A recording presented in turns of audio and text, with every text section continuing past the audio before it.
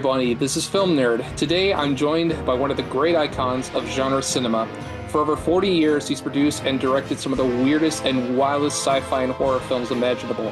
From classics like Reanimator and Trancers to genre favorites like Puppet Master and Subspecies, he's still going strong and has some new tricks up his sleeve. It is an honor for me to introduce the one and only Charles Band. Welcome, Charles. Thank you, Film Nerd.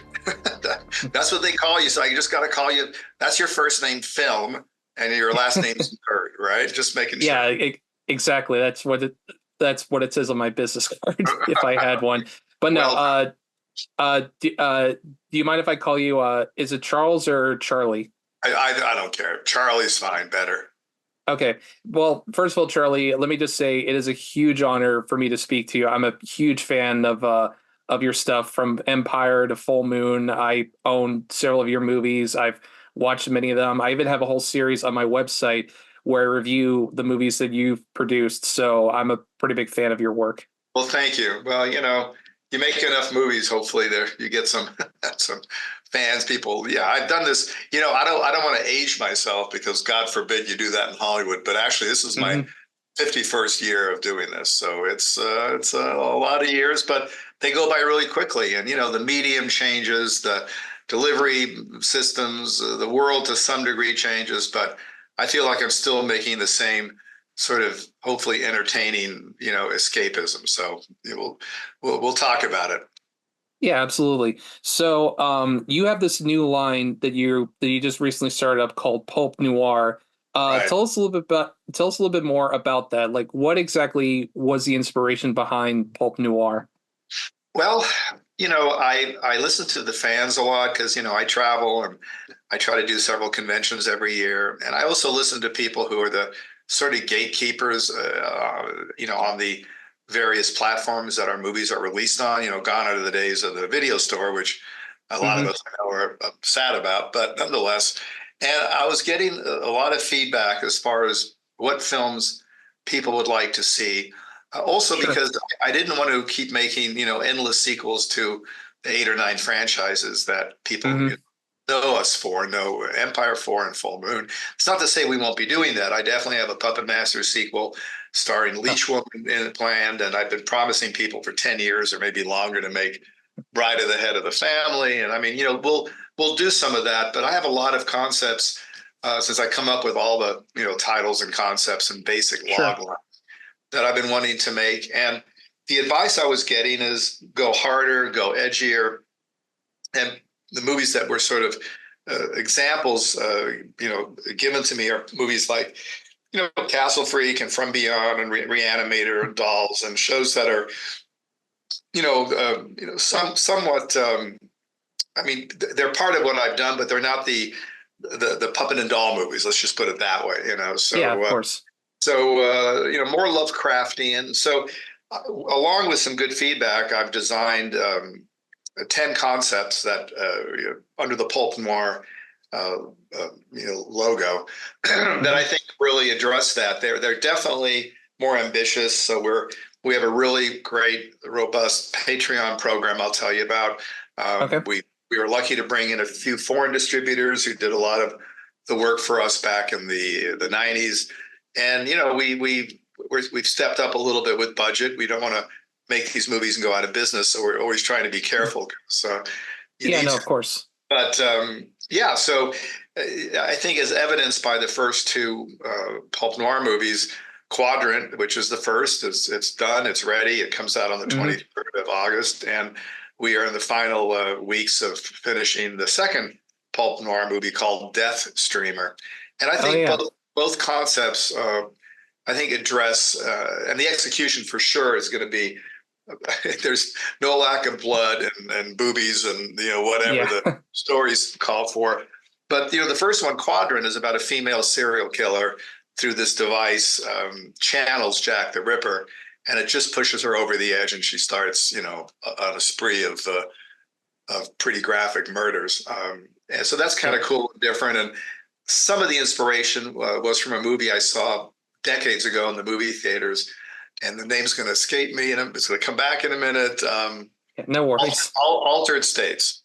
So Altered States is a terrific movie, and And again, the technology is very different. This is back in the old days. He goes into a tank and kind of gets into this other, uh, dimension, and then comes back from that dimension and does some crazy shit. Sure. So that's sort of the inspiration to some degree for Quadrant, and Death Streamer is Mhm. equally, I think, different and cool, because yes, it's the tale of a decadent vampire who not only murders his victims but live streams their deaths, and there's a Ooh. reason why he does that. So, and so forth and so on. So, I'm excited about Pulp Noir. I've bitten off a lot because I'm going to direct. I produce all these shows, but I'm going to direct all of them as Mhm. well, Okay. because a lot of the some of the foreign buyers who've been with me for decades say the only way we can really support this is if you direct these Pulp Noir movies. So what Sure. also is unique about them is the way we're going to release them. In the world of streaming today, the way movies are released, whether it's a small movie or a big movie, is first it comes out on streaming, or you Of can buy course. it or rent it.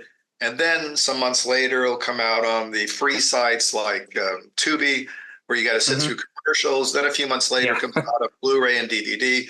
So I thought, well, fuck it. I want to do things different. I think those audiences are very contained and very different from each other. Yeah. So we are releasing the movie on August 23rd on all platforms, all on the first day. So you can see it, Mhm. on our streaming site. You can see it on Amazon. You can buy it. You can rent it. You can buy the Blu-ray, the DVD, and we're even releasing it on VHS. so, Ooh. why not? Just everything Yeah. all on day one, everything all at once. So that's the release pattern for the Quadrant movies.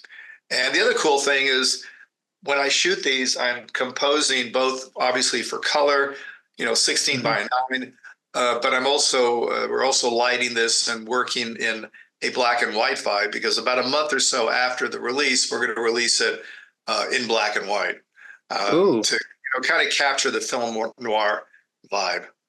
Yeah, that makes sense. I was going to say, as a quick aside with Tubi, you were mentioning the whole commercials thing. Yeah.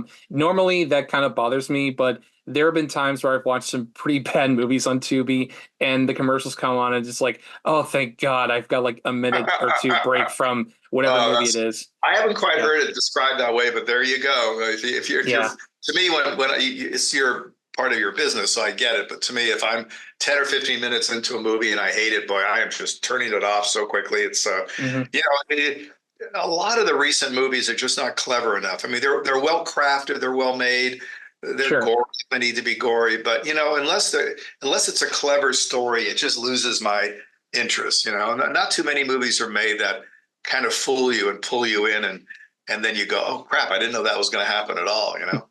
Yeah, no, I totally get what you mean. So I was actually going to ask what the inspiration behind Quadrant was, but you kind of hit the nail on the head with it being altered states, which, having seen Quadrant, which I first of all thought was terrific, I can Well, definitely see I can definitely see the altered states comparisons. I also saw a little bit of like Videodrome, especially when she's like got the helmet on. It kind of reminded me of like the scene in Videodrome when James Woods puts on the helmet and he like yeah, experiences Videodrome. right, Um, right. No, but it's all of that, but I'll tell you how it worked, because it's kind of interesting sometimes, because I wanted to definitely tell this kind of tale and take advantage of the technology today and what we can do and what we can't do. And again, it was a little more ambitious because of the sets and the green screen and the way I told the story. But mhm, I thought that sometimes you get lucky. I mean, we had thousands of people submit tape or videos for this film. I mean, we're in a world now where it's no longer in person auditioning. Actors mhm, can send a video in from Mars. And if yeah, they're available, great. So when you open it up to the world, which is mainly North America, we got mhm, fantastic submissions. There's so much amazing talent out there, and I'm really happy with the cast. I think every one of those cast members are really good, as good as anyone I've ever worked with. And they really got into it. So I was really blessed with that, yeah. part of the exercise. I also think, well, what did you I mean, I appreciate that you liked the movie. What else for you kind of stood out? Because that'd be interesting to know. Sure. I thought, and I feel bad I can't remember the names of the actors, but That's okay. I thought the girl who played Emma, the main girl in Right. the movie, I Yeah. thought she was fantastic. Like she kind of skirted this line between um like I don't know, kind of like you weren't sure what her vibe was, where she seems like she might be kind of off-putting but fairly normal, and then as Right. it goes on and she goes more and more into Quadrant, you see her start to slowly like lose her grip on reality and get Right. absorbed into becoming this, Jack the Ripper-esque killer. But I Yeah. thought she did a great job, and I thought everyone else was good. And I think one of the benefits of it being a smaller cast is that way you can like get sucked more into it as opposed to like having to remember all these people who are in it. It's like you got a Right. small cast, so you can just focus Right. on them rather than Right. just having a Well, bunch of I've, people. I've learned, thanks for all that. I've learned over the years that, if nothing else, we have to make these movies character driven. We don't have the budget to outdo, big studio effects. And the truth is, I think people are tired of those anyway. More Yeah. story, better characters, less special effects. So I'm glad you're saying that. And yeah, the gal, her name's Shannon, who plays Erin in the movie, is absolutely terrific. But I think everyone Hmm. else did a great job. Emma, who's played Meg, the scientist, who at the end kind of Yeah. turns the tables. I mean, these are all wonderful actors, and the victims and the fellow who played Robert was great. I mean, the whole cast. I mean, it is a small cast, but I think that it turned out really well. And we had a little premiere screening at Flashback Weekend in Chicago just Hmm. 2 days ago, and it was Nice. a lot of people, and people just loved it. They said this is like movies you've made from the '90s, and Full Moon is back and all that stuff because Yeah. so yeah, so I think we're on a good track with Pulp Noir. And what's also cool is this Patreon thing. Now I didn't even know what Patreon was a year ago, so I'm not like Yeah. some Patreon expert. But the problem is that for a company like ours, and we're one of the few surviving independents. I think there's us and Troma is pretty much it. Yeah. Uh, they're independent filmmakers, obviously, and I wish them all well. But as far as having a line, a label, and releasing a constant flow of content, as they say today, it's hard to do that. And we actually take a loss on every movie we make. It's just the way it is.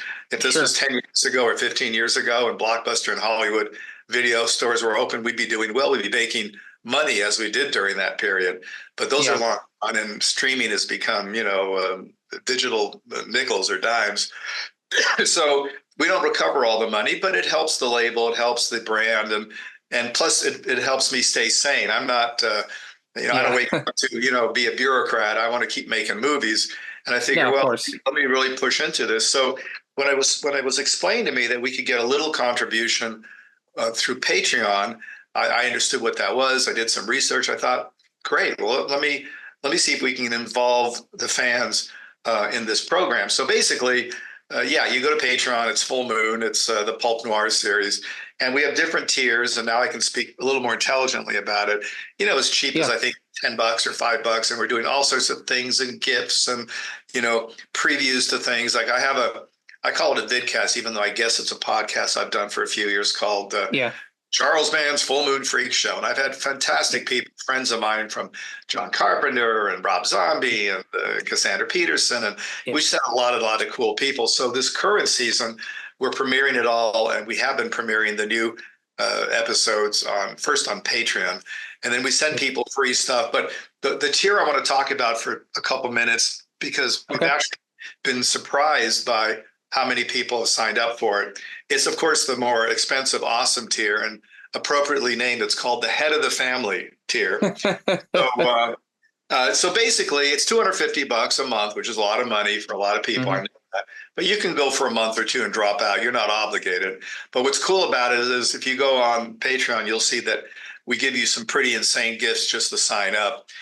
In addition, it's $100 a month. It's a card you get from our for our store, and we're putting out a lot of cool things in the next few months. New one-to-one Hmm. scale puppet master replicas and all sorts of fun stuff. So you get the money, and you get the gifts, you get this, you get that. But the coolest part of it is, you get an executive producer credit on all the Pulp Noir movies, and that's a Okay. real credit. It's a screen credit, and you'll be on IMDb. So if Nice. you watch the Quadrant at the very end, there's an executive producer credit. There's about 30 because Yeah. we had about 30 members. Now we have maybe a little more, 35 or 40. But the other thing Sure. that's really exciting that's hard to explain, but I'll give it a shot. So Hmm. when I direct a movie, the way I do it, like I guess most directors, is you set up the scene, you talk to your director of photography, you get the actors in position, you do some rehearsal, and then when you're Sure. ready to roll, I'll sit down essentially on a director's chair, it's a high chair, in front of a monitor, and I position myself in a way where I see the monitor, but I also see on the right or left, depending, the actors, so I can kind of get a Yeah. sense of the whole thing. And then, of course, I yell action and you shoot the shot. So what I've done for years as just sort of for reference is I'll also shoot sort of on my right side. I'll hold my iPhone so that I actually Hmm. shoot what I'm seeing. On the left or right is the monitor with what's going on, and then you have the actors on the right or left. And that way, after the shot's done, if I'm a little concerned or something funny happens, I'll just Yeah. watch the shot in real time. So one of the things that I can do in this with this technology, which I started doing with the first movie Quadrant, people who are really liking it, the head of the Yeah. family people, is let's say I do a shot. In the case of Quadrant, you've seen it, so not to spoil anything. Hmm. She's on top of a girl, she's stabbing her, she's saying "bitch, bitch," and blood pouring everywhere. Yeah. And then I say, okay, and cut. And usually people laugh because we're on set and we're all make believe death. But what I was Hmm. able to do, I did it a ton of times, is I'm able to push one button on my phone and send that shot in real time to all the head of the family members. So it really Nice. brings people literally in the moment into the fold in real time. And people are really digging that. So if you can afford it, it's a super cool tier. And what's also neat, aside from the credit, is by the time I've finished the movie, I'll have done 20 of these, 30 of these shots. And then Yeah. you, of course, the head of the family members will see the movie before anyone on earth. You get a sneak preview before even a premiere. And then you can kind of see how all those shots add up that I've been sending. All right. Sounds like a pretty good deal to Yeah, me. so that it's a fun thing. But no, Pulp Noir is looking good, and I'll be shooting the third in Italy soon. The third one is Ooh, well, I've shot a bunch of movies in Italy and Romania, as you know, of course. uh, Yeah. but this third one it's a paranormal romance. It's similar to a movie I made called Meridian with Cheryl and Fenn Oh, yeah. I know that one. some years ago, and it's really really cool. So that'll be the third, and we'll just keep every few months making another one. I'm hoping to complete all 10 within 2 years. Yeah. Here's hoping, and I'm definitely excited for the next one, Death Streamer, and I'll definitely be looking forward to the other Pulp Noir movies. Yeah, and Death Streamer, by the way, we're going to premiere the trailer in I hope 2 days. We should have it in tomorrow. So if you're tuned into our whatever YouTube, our streaming site, any way you pick up your connect, check it Hmm. out because I think it turned out really super cool. Yeah. Anyway, I think that might be all the time we have for today. Charlie, thank you so much for this opportunity. It was great getting to talk to you and hear more about Pulp Noir and Quadrant and all this other Thank great you. stuff you got Thank going you. on. And I appreciate what you said about the movie. Now, were there any scenes in the movie that were too much over the top, too many boobies, too much blood, too much? Anything? Uh, no, I'm not a prude. In fact, honestly, the boobs and the blood actually kind of took me back a little bit. Like I wasn't really expecting it to go that far. Well, look, let's face it. At least I'm lucky. I mean, we control our own little world here. So, there's no, I mean, within reason. I mean, if the movie went too crazy, Amazon wouldn't put it up. But, Oh yeah, within the exactly. context of a story, you can get away with a lot. And, I want to make movies like I made in the 80s and the 90s, Sure, with no restrictions other than some reasonably good taste. I won't go too far, of but, course. this is part of what these movies, how can you watch a really clever vampire movie and not have some boobies showing? I mean, and that's Yeah, probably a weird way exactly. to say it, but I mean, it goes with the genre. It's not gratuitous, it's just part of, telling a creepy vampire tale. So, I want to stay true to that for these pulp noir movies. And I really would Sure. like to feel like it's a movie I could have made in the 80s or the 90s. Yeah, no, of course. And I'm totally on board for what you got coming up. I'm very excited to see what new stuff you got going for Pulp Noir. Yeah, I got to send you a VHS. Just remind me. Yeah, no, absolutely. I would love that. I probably would have to dig out like an old VCR from like my parents' closet or something. Yeah, But well, no, I think a lot of people yeah, are like that. You know, what's funny is I haven't made a VHS. Yes, we do some big box, Wizard video releases because I have a lot of the old boxes left, but we have to, of course, duplicate a new VHS. But I have not asked for or directed or put together a VHS, your standard VHS slip cover, like in the yeah. old days. Not a fancy thing that has, other stuff in. I'm not just the very basic VHS cover. And it was Hmm. really weird going to my printer, and I've been with him 30 years, and I said, Yeah. "Hey, Sam, guess what? We're making some VHS." Thought I was crazy, but anyway, it'll be fun for collectors, and it's fun for me because usually it's available on Blu-ray and DVD, but now we can say available on Blu-ray, DVD, and VHS. Then I thought to myself, I want to go crazy, even Laserdisc. Why not? Yeah, yeah, or hell, just go with Betamax while you're at it. No, that I'm not going to do, nor Laserdisc, but the Yeah, VHS should be fun. Anyway, yeah, thanks, and good luck with everything you do, Film Nerd. yeah. And again, thank you so much. It was great getting to talk to you. It's been an honor. All right, thanks. Talk soon, I'm sure. Thank Okay, you. All righty, yeah. bye. Bye-bye. All right, so long.